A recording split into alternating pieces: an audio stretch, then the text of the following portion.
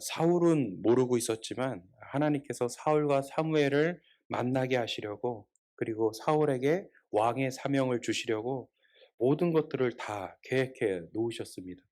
오늘 사무엘에게 이미 하나님께서 말씀해 주셨는데, 그 내용을 보면 하나님께서는 백성들의 이 왕에 대한 요구를 들으시고 일찌감치 그 연약한 지파, 미약한 지파였던 이 베냐민, 그 베냐민 지파에서 사울이라는 청년을 하나님께서 예정해 놓으신 것이죠.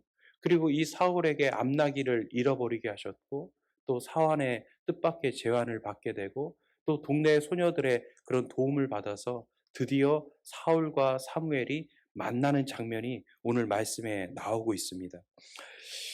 하나님께서는 사무엘에게 이미 이 사울의 존재에 대해서 말씀하셨어요. 그리고 오늘 16절의 말씀에 보면 이렇게 말씀하고 있습니다. 내가 내일 이맘때쯤에 한 청년을 너에게 보낼 텐데, 너 그 청년에게 이스라엘의 지도자로 삼게 하고 그의 머리에 기름을 부어라.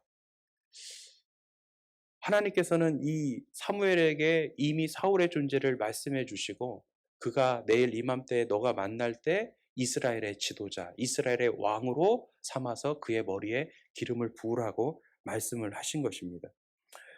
어, 왜 사울인가 했을 때는 어떻게 보면 그 이유는 어, 뒷편에 나오는데요.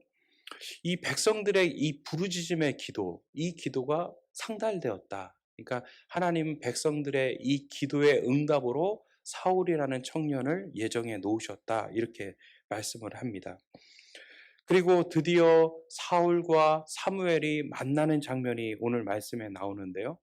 처음에 사무엘은 사울을 알아봤지만 사울은 사무엘을 알아보질 못했습니다. 그리고 이 동네 선견자가 어디에 있습니까? 선지자가 어디에 있습니까? 사무엘에게 물었을 때 사무엘이 사울에게 이렇게 말합니다. 내가 선견자입니다. 당신이 그렇게 찾으려고 했던 선견자가 바로 납니다. 이렇게 대답을 하죠. 그리고 이 사울에게 이렇게 얘기합니다.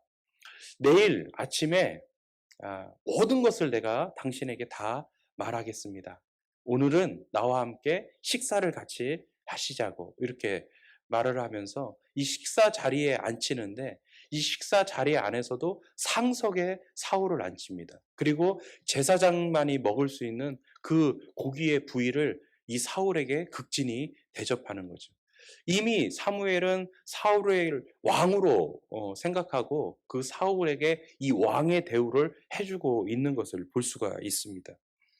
그리고 이 사울에게 이렇게 얘기를 하죠. 염려하지 마십시오. 사흘 전에 잃어버린 암낙이 염려하지 마십시오. 찾았습니다. 이렇게 말을 합니다. 사울이 왜 사무엘에게 찾아왔나요? 잃어버린 암낙이 때문에 찾아왔죠. 사무엘에게 오면 이 사무엘이 잃어버린 암낙이 어디에 있는지 알려줄 수 있을 거라고 생각한 거예요. 그리고 사울은 온통 마음 가운데 암낙이 어떻게 될까? 암낙이를 어떻게 하면 찾을 수 있을까? 사무엘에게 답을 얻어야 되는데, 내 암낙이, 내 잃어버린 내 암낙이 어떻게 하면 찾을 수 있을까? 온통 그 생각뿐이에요. 그런데 거기에 대해서 한순간에 사무엘은 답을 해버려요. 아무것도 염려하지 마십시오. 사흘 전에 잃어버린 암낙이 찾았습니다. 이렇게 대답을 하는 것이죠. 한순간에 그렇게 애쓰고 노력하고 헤매고 찾고 찾았던 그 암나기의 문제가 한순간에 풀리는 거죠. 나에게는 그렇게 심각했던 문제도 어떻게 보면 하나님께는 아무런 문제가 되지 않는 것입니다. 예수님의 말씀이 생각나요. 무엇을 먹을까? 무엇을 마실까? 무엇을 입을까? 아무것도 염려하지 말라고. 여러분, 우리가 인생을 살아가다 보면요, 우리의 모든 고민은 내 인생에 잃어버린 암낙이에요. 잃어버린 암낙이, 그것 때문에 늘 우리는 고민해요. 그게 기도 제목이에요, 어떻게 보면. 하지만 하나님께서는요, 그 현실의 문제 앞에 우리가 매몰되지 않기를 원하십니다. 하나님은요, 우리가 가장 힘들어하는 현실의 문제를 정확하게 알고 계세요. 그리고 그 문제를 해결해 주십니다. 하지만 그 문제 안에 우리가 매몰되어 살기를 원치 않으신 거예요. 암낙이 큰 재산이죠. 큰 문제입니다. 암낙이 한두 마리도 아니고 여러 마리 잃어버린 거 정말 큰 문제 중에 문제죠. 하지만 오늘도 우리 인생 가운데 잃어버린 암나기 문제를 염려하는 사람들이 많아요. 하지만 하나님께서는 그 문제 속에 매몰되어서 살아가기를 원치 않으신다는 것입니다. 우리는 늘 그게 걱정이에요. 그게 큰 기도 제목이고 그것 때문에 절망하고 그것 때문에 실망합니다. 직장을 잃어버린 거, 학업의 문이 닫힌 것들, 알 수 없는 진로들, 항상 이런 잃어버린 암나기의 문제 때문에 우리는 염려하고 금시합니다. 하지만 그 뒤에 이 숨겨져 있는 하나님의 놀라운 섭리를 보아야 되는 것이죠. 잃어버린 암나기로 인해서 사울이 얼마나 놀라운 꿈을 붙잡게 됩니까? 하나님께서는 우리가 잃어버린 암나기 이상의 축복을 항상 우리 삶 속에 예배해 놓으셨다는 것을 우리가 믿고 나가야 됩니다. 비록 잃어버린 암나기의 문제 때문에 사울은 고민했지만 결국에 그것 때문에 놀라운 하나님의 비전과 꿈을 붙잡게 되는 것이죠. 암나기 찾았다. 걱정하지 마라. 이렇게 얘기하면서 사무엘이 사울에게 이어서 하는 말이 무엇입니까? 온 이스라엘이 사모하는 자가 누구냐? 지금 온 이스라엘의 모든 백성들이 사모하는 사람이 누구냐? 이스라엘의 왕이 아니냐? 그 사모하는 자가 너와 내 아버지의 집이 될 것이다. 이러면서 너가 왕이 될 것이다. 이 이스라엘의 왕은 바로 너다. 이렇게 말을 해주는 거죠.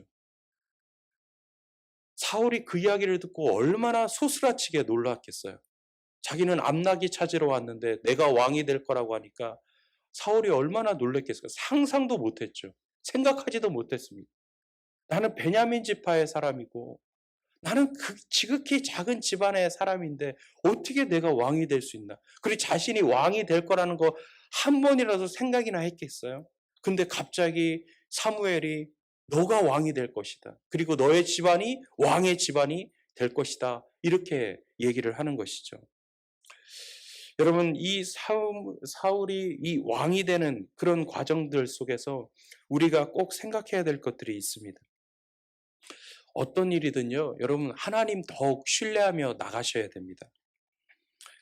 아까도 말씀드렸지만, 여러분, 우리 예수 믿는 사람들, 우리는 잃어버린 암나기 때문에 고민하고 괴로워야 될 사람들이 아닙니다. 우리 모두에게는요, 왕의 사명이 있어요. 저와 여러분이 가져야 될 모든 사명은요, 왕의 사명이 있습니다.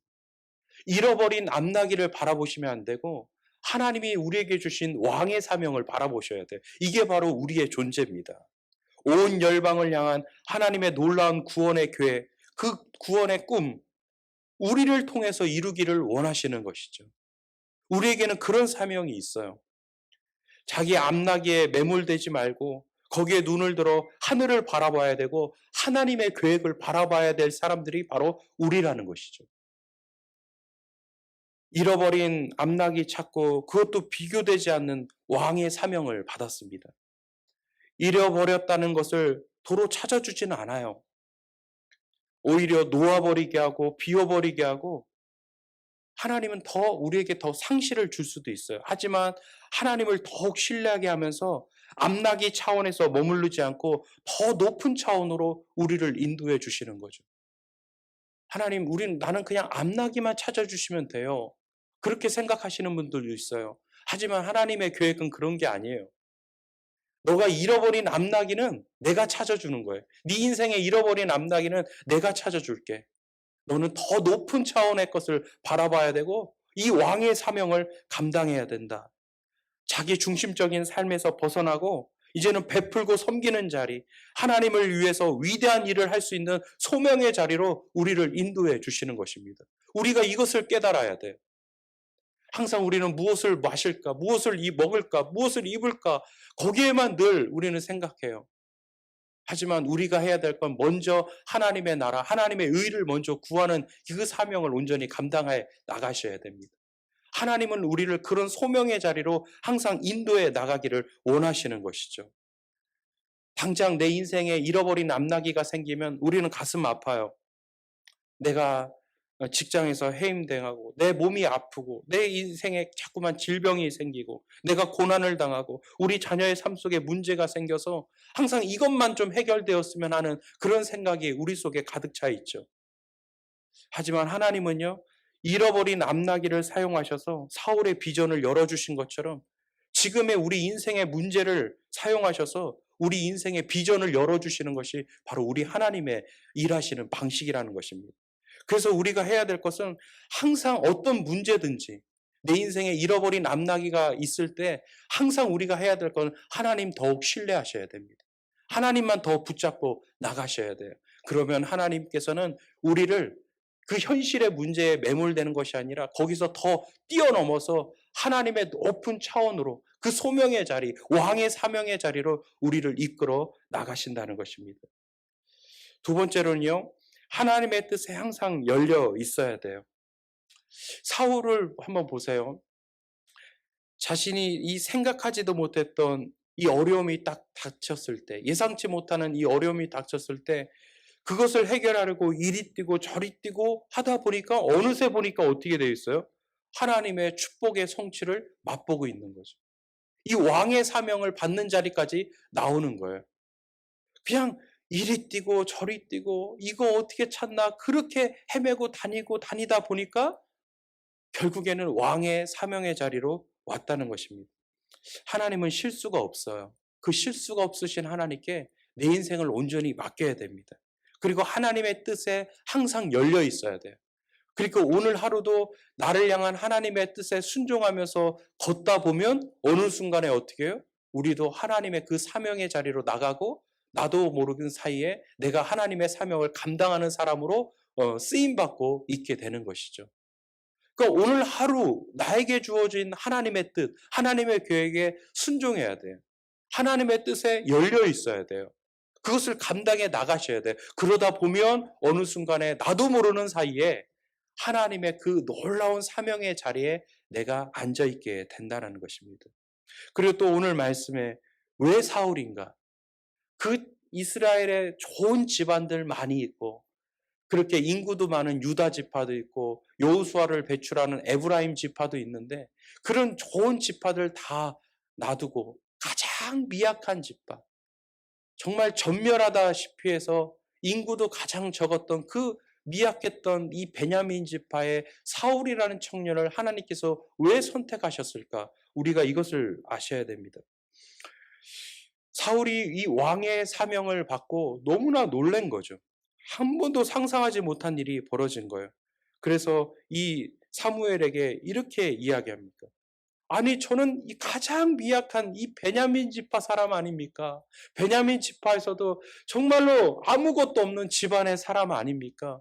그런 미약하고 부족하고 연약한 왜 저가 왕이 될 수가 있습니까? 하면서 이 왕의 사명을 놓고 이 왕의 자리를 놓고 어떻게 보면 고사하는 거죠. 저는 그렇게 사람이 아닙니다.